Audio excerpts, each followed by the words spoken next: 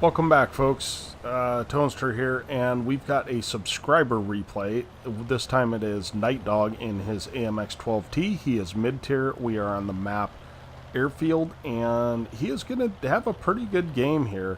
So this is an okay cross here right now because nobody is up in that nook, but in about 15 to 20 seconds, after that, this whole area is a no-go zone, because you'll get lit from up on that hill and they will just farm you.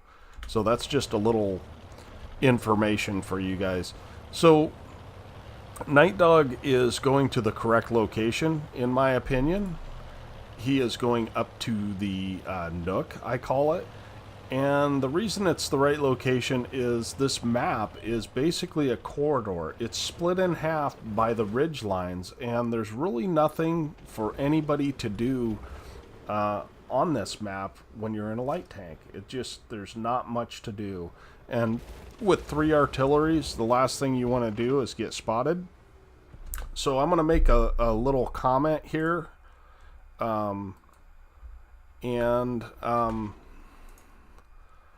We are going to make a comment here. So see how you're positioned here? There's 2 actions you have to do in order to get safe after you fire at this guy, right? You've got to back up, and then you've got to pull forward into that hill. Or alternatively, you could back your tank all the way up in to cover, but I feel like that would take a long time. And it doesn't take long for people to hit you. So what I would do is I would turn this tank around, and I would use this little rock here. If you look at that rock, you can get up on it a little bit, and it will tilt your tank down to where you'll have shots on this guy. And then it's just pull forward into cover. So you're going to notice in this game, Nitedog does not pull back very far, very often. And I feel like that is probably one of the biggest things he needs to work on. It's a nitpicky thing, but you'll see that it ends up costing him in this game. So let's go ahead and restart the replay. So this thing's got an autoloader, and quite a nice autoloader. 4-shot autoloader, 520 average damage, and there he goes. So he's getting into cover, right? But he's not fully into cover. If there's somebody up right in this location, they could penalize him, or they could come up into that location and penalize him. If there's an arty, which it looks like there is over on this side, he may not be able to fully hit Nitedog, but he could splash him. And in these French lights, getting splashed by arty is terrible. I mean, you can lose 200, 300, 400 damage from a splash. So let's go ahead and start the replay again. So again, Nitedog, I'm just being picky because you do play this fairly well, and the reload thing, you really need to figure out, or you really need to reload as soon as that action is done, because we've wasted now 10 seconds that we could have been reloading. And that is impacting your DPM. Now, I'm not saying anything bad, because I mean, this game is actually very good and it's very well played. So one thing here, if that guy is just gonna sit here, back up, make the bushes so you can't see through them, and then just work this guy for free, right? Instead, Nitedog takes the shot, and he gets spotted, and it's not a lot of damage, but he ends up making evasive maneuvers, but it's 161 health, and when you only have 580, that's a good chunk of your health, so I think, again, it's a nitpicky thing, and again, he's not pulling fully into cover here. Like, arty could totally wax him here, and they know he's here because he was just spotted here. So pulling back would have 2 effects. One is you wouldn't get lit, so arty would not be focusing on this location, and 2 is that you'd get shots for free and not lose any health. So not the worst mistakes. These are mistakes that I make on a regular basis in my quest for damage. But remember, at the end of the game, if it's 3-3 now, right? So we don't know what's going to happen. So you may need all of your health. And that's one thing that you'll see Unicums do. They shepherd their health like nobody's business, especially when you could have got shots for free. So I'll quit harping on that. And also, you're absolutely not already safe here, which at this point is okay. But the issue is that, like, often good players would blind fire your last known location. I know I do. If a guy didn't move, then I'm gonna go ahead and blind fire it. Now, one thing that's really nice that Nitedog does is he is on the ball as far as his map awareness, and he really takes advantage of that and helps out that OI immensely, right? So you're lit, right? Again, you've pulled back to where Artie can shoot you and anybody over in this location, and good players will notice that you've been spotted there many times over, and they will come up and wait for a shot.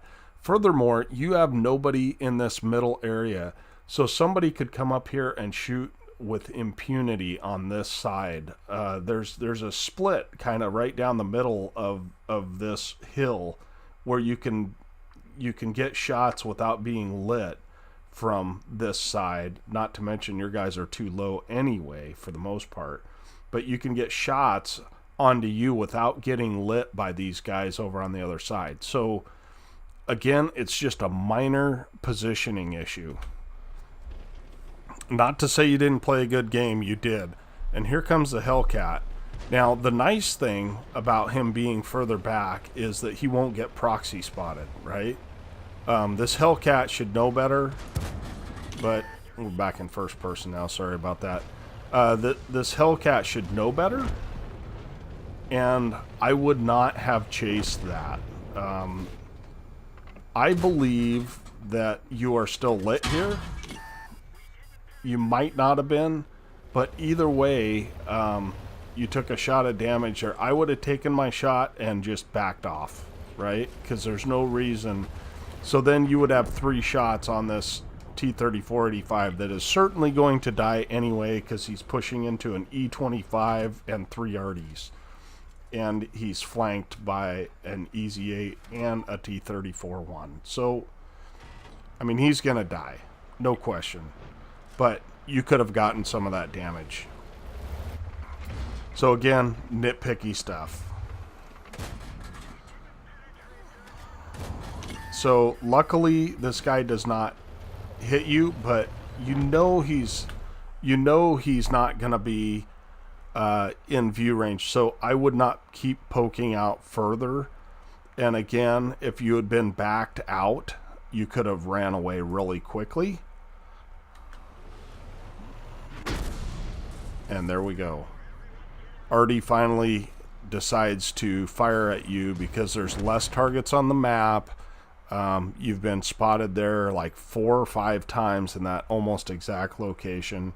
And Artie's, I hate Artie, but I think in this case you could have played a little more safe. Even still, 1400 damage in a tier 6 light tank is a great game, and you supported that OI for a long period of time. It was a very good game. It's just minor little things that I really think would help your game. Probably could have saved you some health early and hopefully would have kept you from getting artied. Now, another thing to keep in mind too, I don't know what your stats are, but as the game goes on and there's less and less people, Artie likes to focus people with decent stats. So as people die off, you know, the unicums are gone. Now suddenly you become a much better target for them. And if you're in a light tank and they can hit you and you're stationary, they are going to do that. And the reason they're going to do that is because you are their biggest enemy. you are the one that can come flank them. There's only 2 TDs left. The Scorpion spotted and the IKV 65, if you had all your health, is no match for you. So it's unfortunate that Artie's in the game, but it's a fact, and it's something we have to deal with.